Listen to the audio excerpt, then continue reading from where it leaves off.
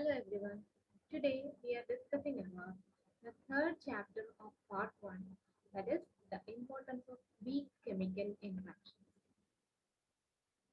In most important macromolecules, namely proteins and nucleic acids, the amino acids and nucleotides are joined by covalent bonds. Covalent bonds are strong, stable bonds and even and never break spontaneously within biological systems. But weak bonds also exist and indeed are vital for life. They can form and break under physiological conditions present in the cell. Weak bonds mediate the interaction between enzymes and substrates, proteins and DNA or RNA, proteins and other proteins, and the weak bonds also mediate interactions between different parts of the individual macromolecules, determining the shape of these molecules and hence their biological functions. Thus, even though the linear chain of protein is formed by covalent bond between amino acids, its shape and function are determined by the stable three-dimensional structure it adopts. The shape, in turn, is determined by large collection of individually weak interactions between amino acids.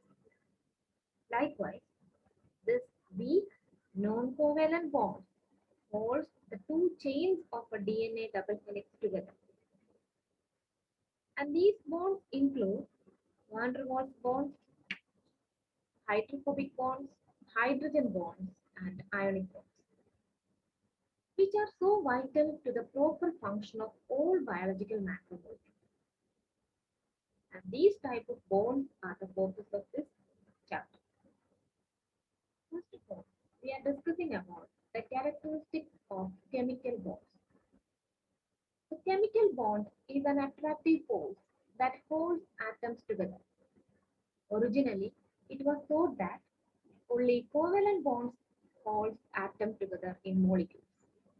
Now, weaker attractive forces are also known to be important in holding together many macromolecules.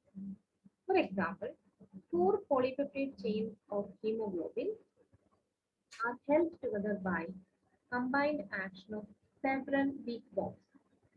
So, now weak positive interactions are also considered as chemical bonds, but they are not strong enough when present singly to effectively bind two atoms together. Okay. Chemical bonds are characterized in several ways. The first characteristic is its strength. Strong bonds almost never fall apart at physiological temperature, but weak bonds does when present singly. However, when present in ordered groups, weak bonds are long lasting. The strength of the bond is correlated with its length. So, two atoms connected together by strong bonds are always close together than the same two atoms held together by weak bonds. For example, two hydrogen atoms bound covalently to form a hydrogen molecule, that is H2.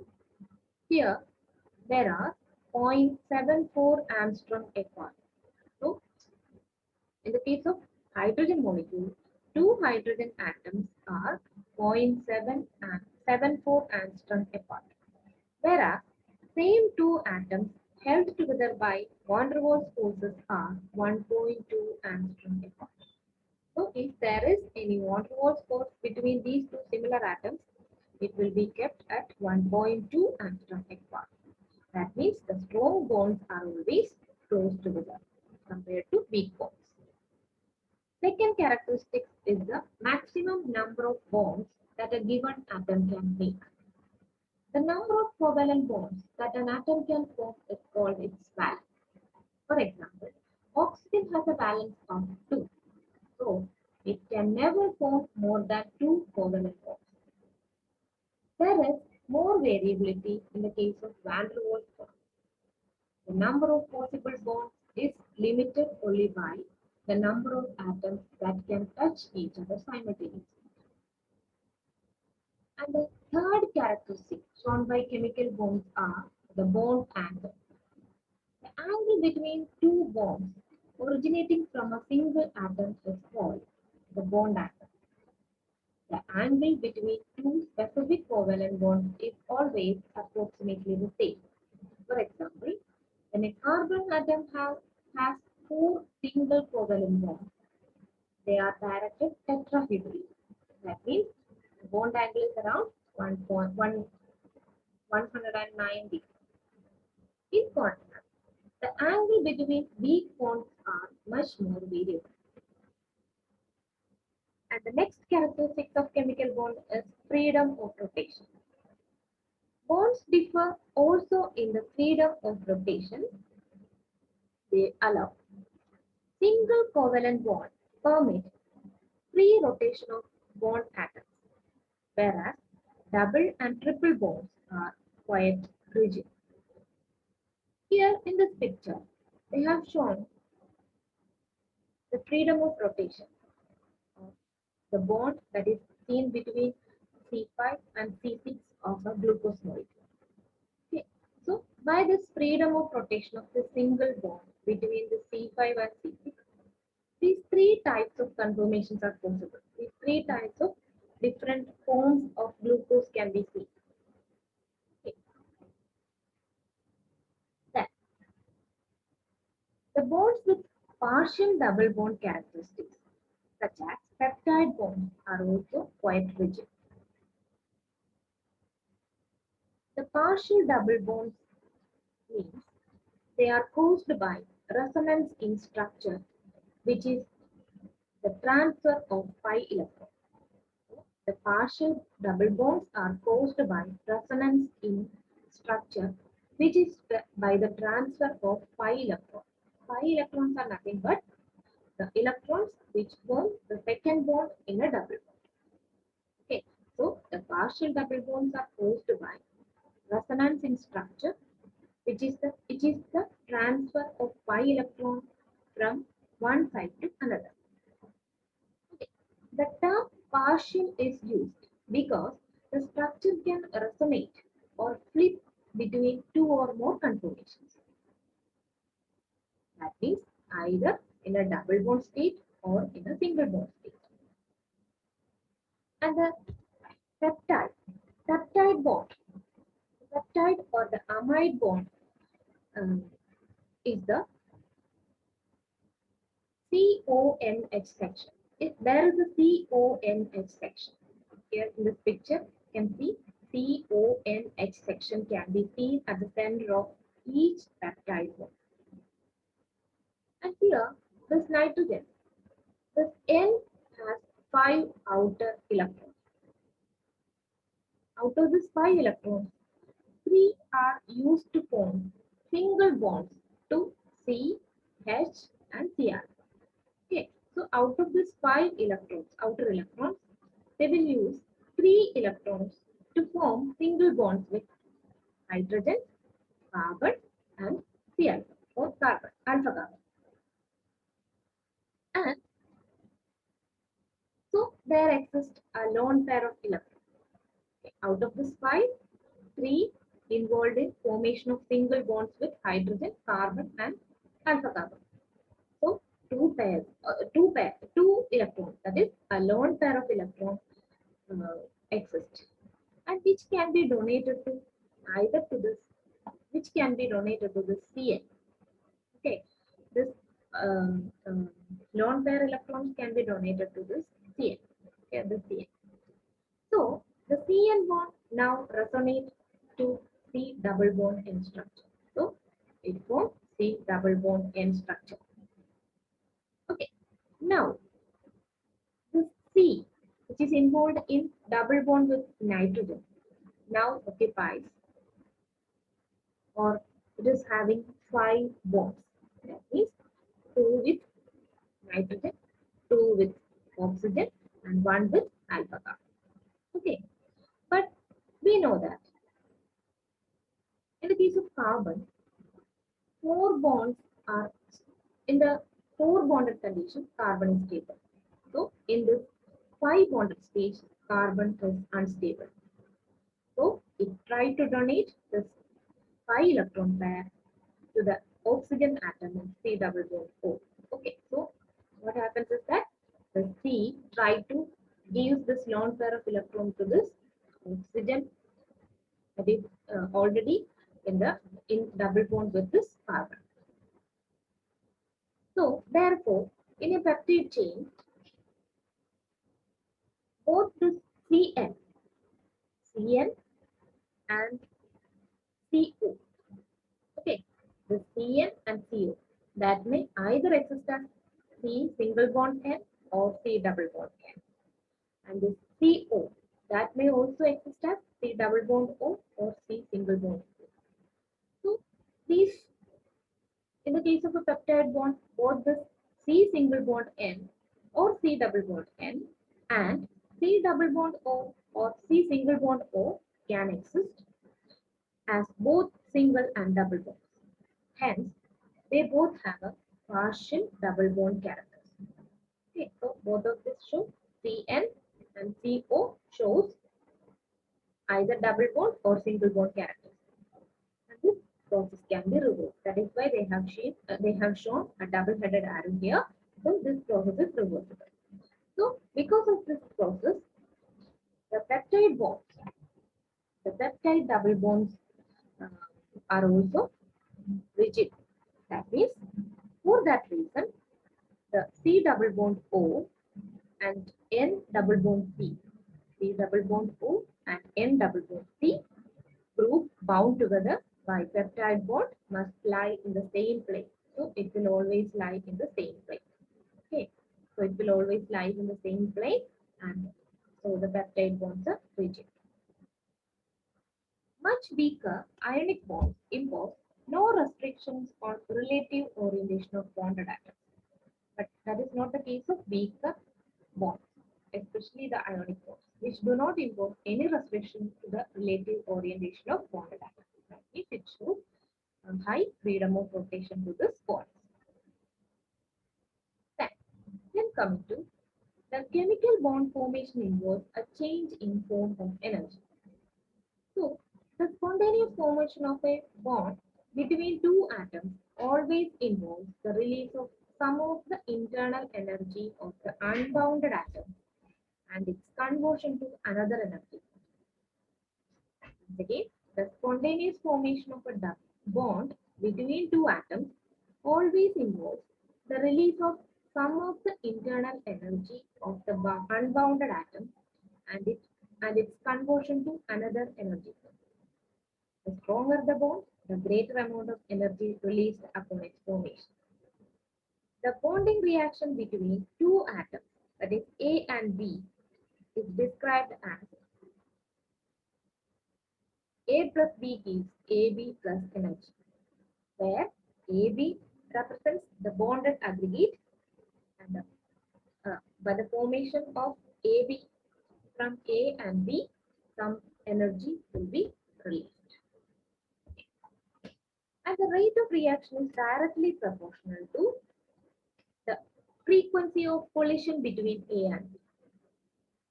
Okay. And the common unit to measure the energy is the calorie. We know that it is the amount of energy. The calorie is the amount of energy required to raise the temperature of 1 gram of water from 14.5 degrees Celsius to 15.5 degrees Celsius.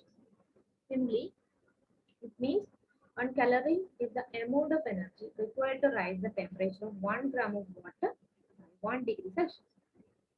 Since thousands of calories are involved in breaking of a mole of chemical bond, the most energy changes within chemical reactions are expressed in kilocalories per mole. However, atoms joined by chemical bonds do not remain together forever because there also exist forces that break chemical bonds. Most important of these forces arising from heat energy. We know that collision with fast-moving molecules or atoms can break chemical bonds. During collision, some of the kinetic energy of a moving molecule is given up as it pushes apart two bonded atoms.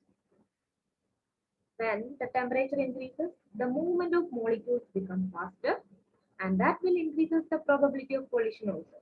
That leads to the breaking of bonds. So, as the temperature of a collection of molecules is increased, the stability of this bond decreases. The breaking of bond is thus okay.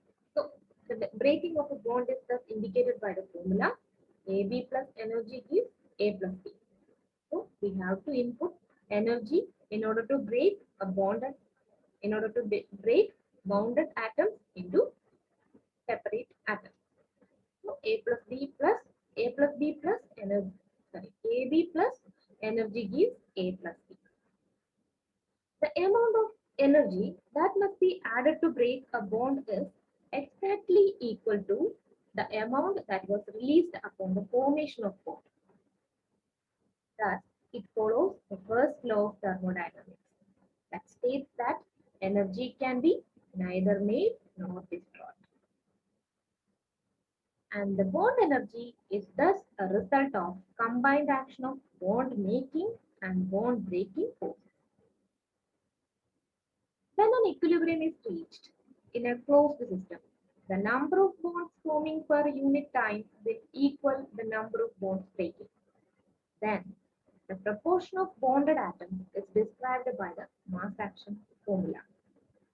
The mass action formula is like that: K is equal to cons AB divided by cons A into cons B.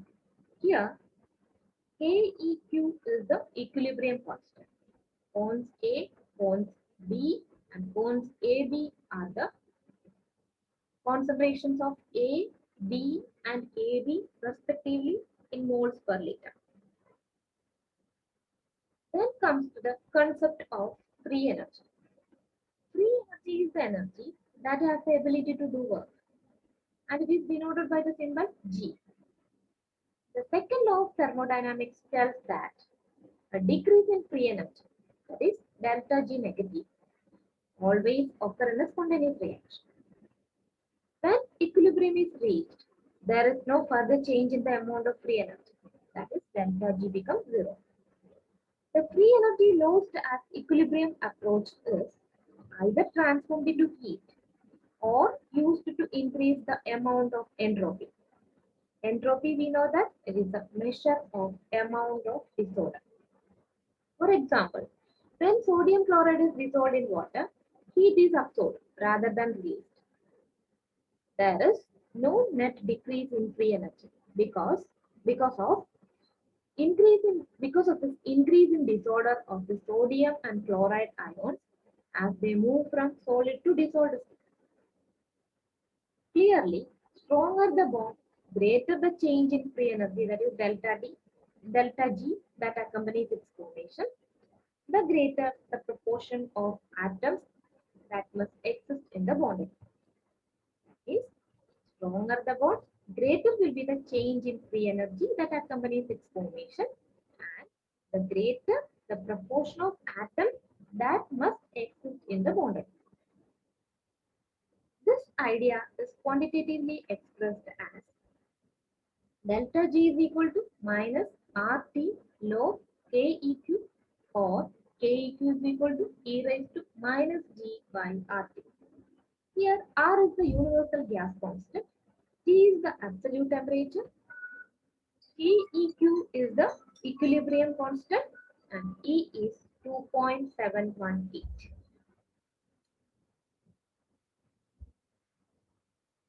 Okay, so the delta G values accompany the formation of covalent bonds from free atoms, such as hydrogen or oxygen, are very large and negative in sign, usually minus 50 to minus 110 kilocal per mole, so kilocalorie per mole. So, coming to weak bonds in biological systems. The main type of weak bonds important in biological systems are van der Waals bonds, hydrophobic bonds, hydrogen bonds, and ionic bonds.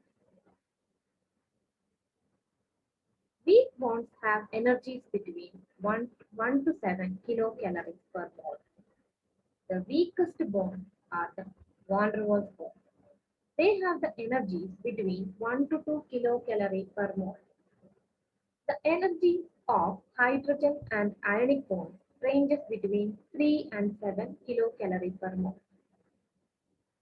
In liquid solution, almost all molecules form a number of weak bonds to nearby atoms, and all molecules are able to form van der Waals bonds, whereas hydrogen and ionic bonds can form only between molecules that have a net charge or ions, or in which the charge is unequally distributed. So van der Waals bonds can be formed between any type of atoms involved in the involved in the formation of molecule, whereas hydrogen and ionic bonds always form between molecules that have net charge or ions, or in which the charge is unequally distributed.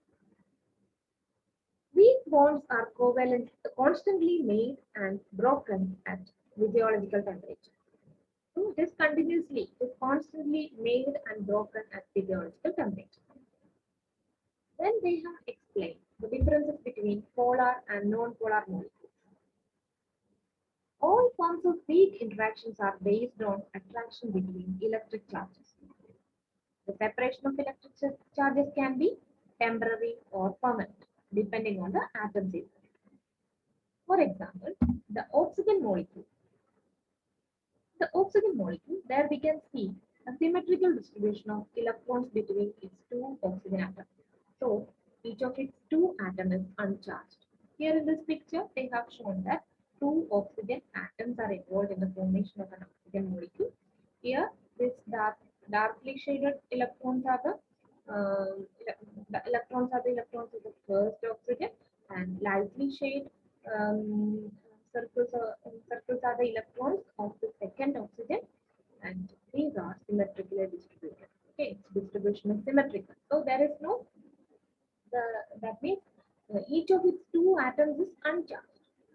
In contrast, there is non-uniform distribution of charge in water molecule, that is H2, in which the bond electrons are unevenly shared. The bond electrons are held more strongly by the oxygen atom, which thus carries a considerable negative charge, whereas two hydrogen atoms together have an equal amount of positive charge.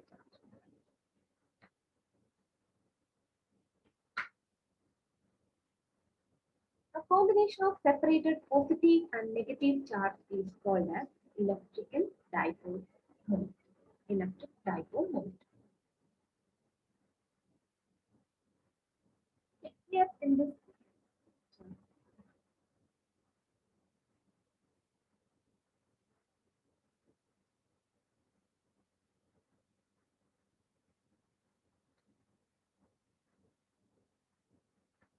here in this picture, here is an oxygen molecule. These are hydrogen atom. This is oxygen atom, and these two are hydrogen atom. Here, the electrons. These are the shared electrons. Shared electrons between oxygen atom and hydrogen atom. Shared electron between oxygen atom and hydrogen atom. Okay, these are symmetrically distributed. Okay, equally distributed.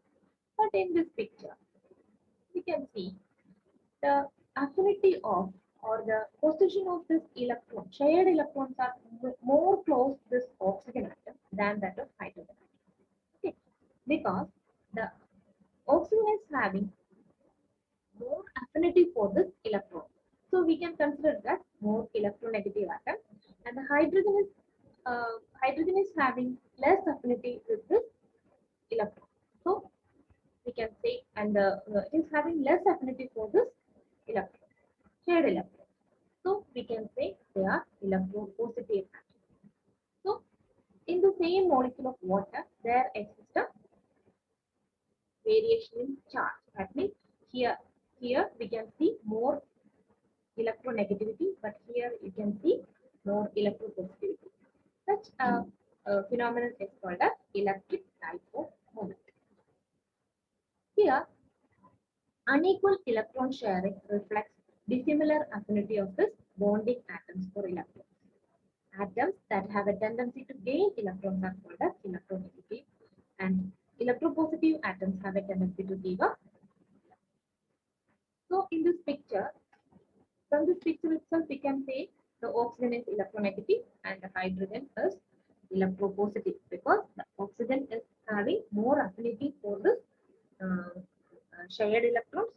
So it is more attracted towards this oxygen, but here the hydrogen can be considered as electropositive because it is less attracted towards the paired electrons are less attracted towards the hydrogen. So it is having more tendency to release this or give up or give up this electron. So we can consider it as electropositive. Here they are having more affinity for this paired electron, so it is more electronegative. Okay. So molecules such as water that has a dipole moment, so we can call it as polar molecule. So the molecules such as water that have a dipole moment are called as polar molecule. So molecules which have dipole, electric dipole moment. For example, water, we can call it a polar molecule. And the non-polar molecules are with no effective dipole moment. In methane, for example,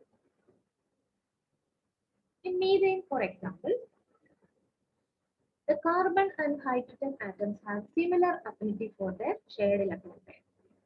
Yeah, this shaded circular portion shows the electrons of carbon and this X shape. They use this X shape to denote the electrons of this hydrogen. Okay. Here they are equally shared, and there is no uh, difference in affinity between this affinity for this electrons.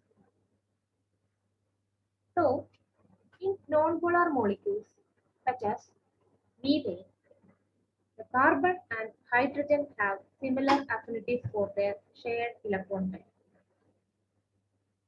So, neither carbon nor hydrogen atoms is noticeably charged.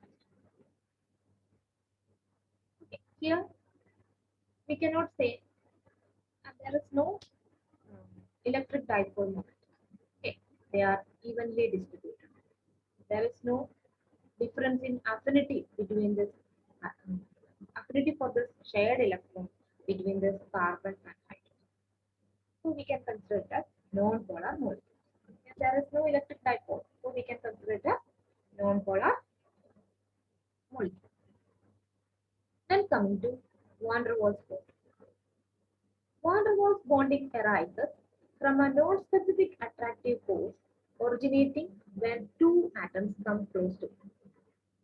It is not based on the existence of permanent charge separation, but rather on induced fluctuating charges caused by the nearness of molecules. So, by the nearness of molecules, there and fluctuation in charges happens, or that will be induced, and that leads to this attractive force called as van der Waals force. Therefore, it operates between all type of molecules, whether it is non-polar or polar. By the closeness of these molecules, there occurs or there happens an induction of charge fluctuation. That leads to the attraction. So this there is no permanent existence of this charge. Okay, that is simply induced by this. The fluctuation in charges are induced by this nearness of molecules. Therefore, it operates between all type of molecules, whether it is non-polar or polar. It depends heavily on the distance between interacting groups because the bond energy is inversely proportional to the sixth power of distance. Okay.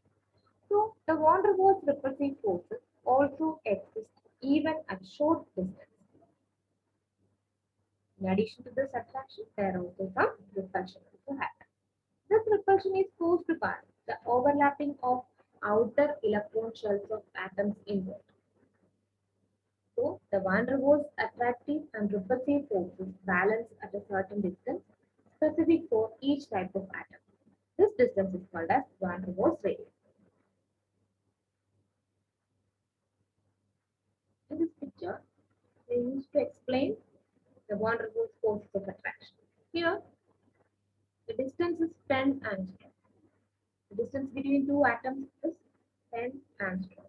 So, what happens? There is a weak van der Waals force of attraction experiencing now. And when these two atoms come close together, there happens a fluctuation in the charges. Okay, that is induced by the closeness of the two atoms. There happens very strong when this distance between two atoms uh, become 5 angstrom from 10 angstrom. There we can see strong van der Waals attraction. Here, at about 4 angstrom, the van der Waals attraction just balances the repulsive forces. But when they come more close together, what happens is that by the overlapping of this outer shells of both these atoms, there happens a repulsion. Okay, so at about 4 angstrom distance, the van der Waals attraction just balanced by repulsive forces. Okay, so that distance That distance is called as van der Waals radius. That means the van der Waals attractive and repulsive forces balance at a certain distance specific for each type of atom. This distance is called as van der Waals radius. For two average atoms, it is only about 1 kilocalorie per mole, which is slightly more than the average thermal energy of molecules at room temperature. Before going into the details, we can see that this table shows the van der Waals radius of some atoms like hydrogen, nitrogen, oxygen, phosphorus, sulfur, etc. Okay, so so for two average atoms, it is only about 1 kilocal per mole, which is slightly more than the average thermal energy of molecules at room temperature. This means that van der Waals forces as an effective binding force at physiological temperature only when several atoms in a given molecule are bound to several atoms in another molecule or another part of the same molecule.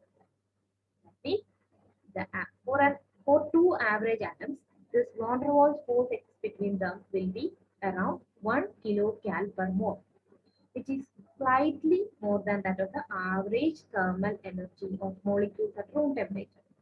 This means that van der Waals forces are effective binding force at physiological temperature only when several atoms in a given molecule are bounded to several atoms in another molecule. Okay. So, if the number of atoms involved in this bonding are more, we can expect this van der Waals force become effective, or that will help to keep these bonded atoms together at physiological temperature.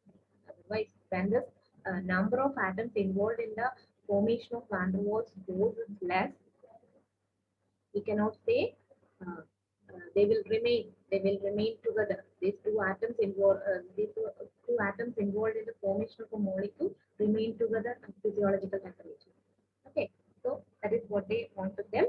For two average atoms, it is only about the average van der Waals force is about 1 kilocal per mole. Okay, so this means that van der Waals forces are effective binding force at physiological temperature only when several atoms in a given molecule are bound to several atoms in another molecule or another part of the same molecule. Okay. For several atoms to interact effectively, the molecular fix must be precise. Okay, so for several atoms to interact effectively to form strong van der Waals forces to keep the molecules together in physiological conditions, the molecular fix must be precise because the distance separating any two interacting atoms must not be much greater than the sum of their van der Waals radius. Thus, the strongest type of van der Waals contact arises when a molecule contains a cavity exactly complementary in shape to a protruding group of another molecule, as in the case with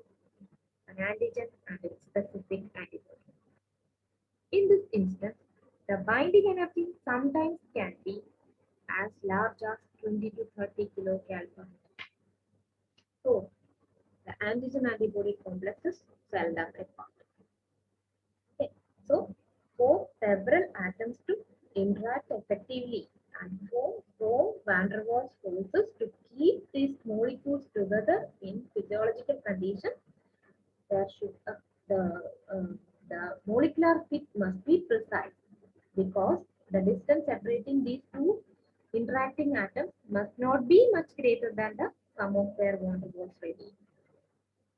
Thus, the strongest type of van der Waals contact arises when a molecule contains a cavity exactly complementary in shape to a protruding group of another molecule, as in the case with an antigen and its specific antibody. In this instance, the binding energy sometimes can be as large as 20 to 30 kcal per mole. So, the antigen antibody molecules seldom apart. That much about van der Waals forces. Then coming to hydrogen bond. A hydrogen bond is formed between a donor hydrogen atom with some positive charge and a negatively charged acceptor atom.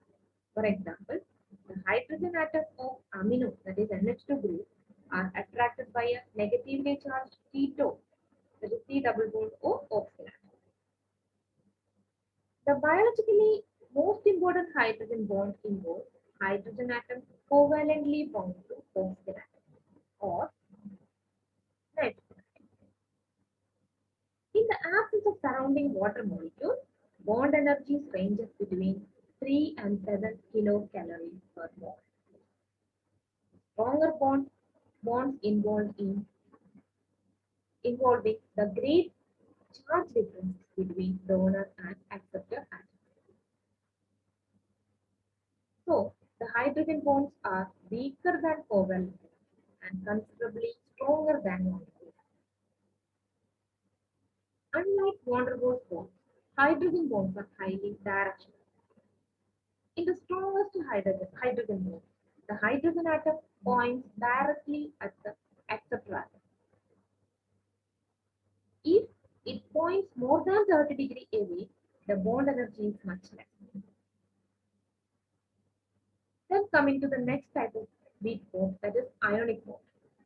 The electrostatic forces acting between oppositely charged groups are called as ionic bonds. Their average bond energy in an aqueous solution is about 5 kilocalories per mole. Some ionic bonds are hydrogen bonds.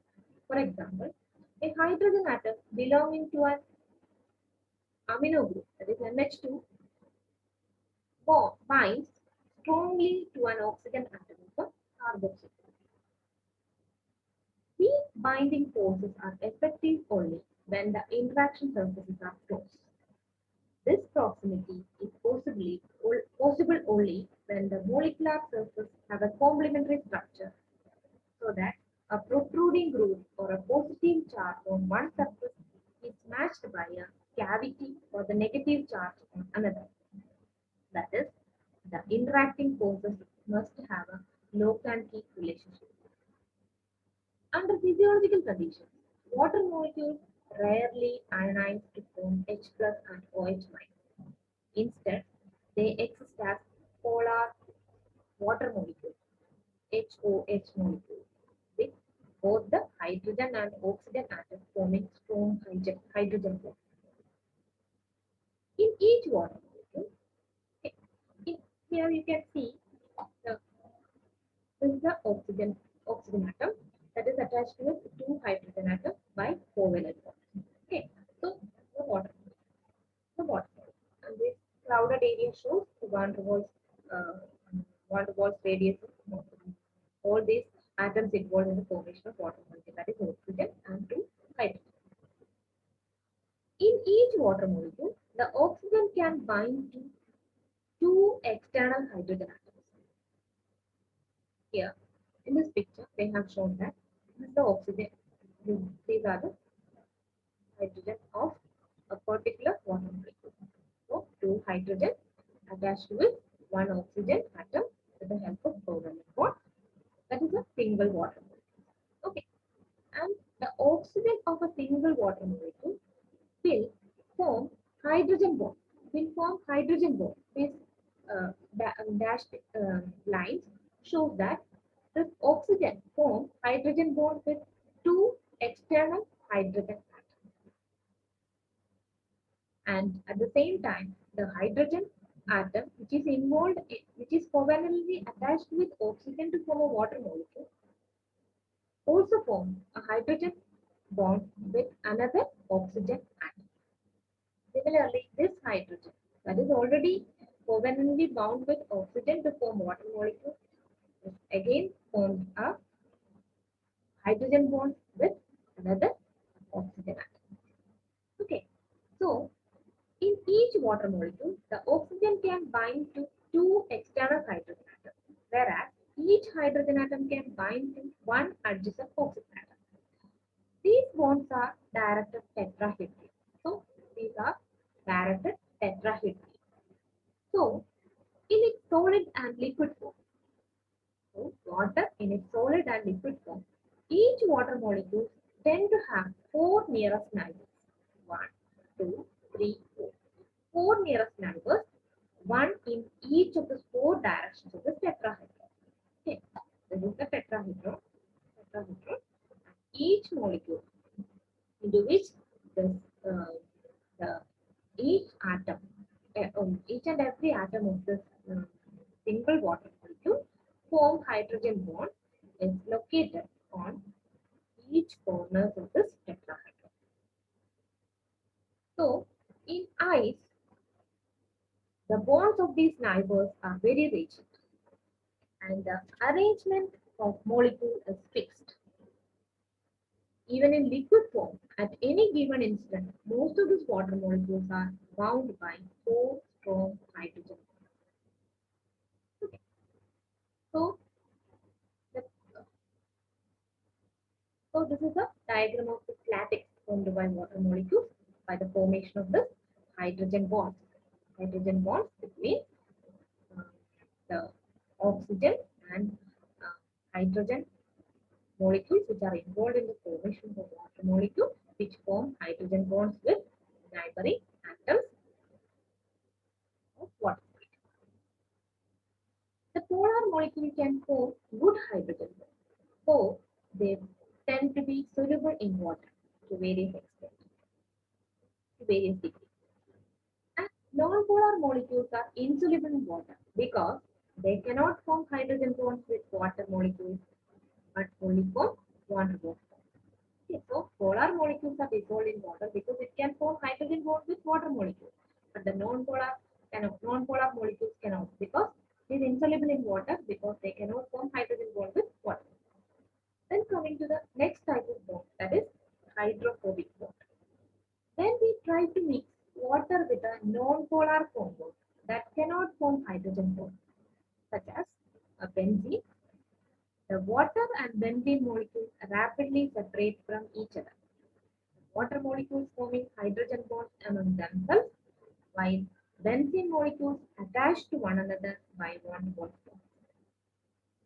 The strong tendency of water to exclude non-polar groups is frequently referred to as hydrophobic bonding.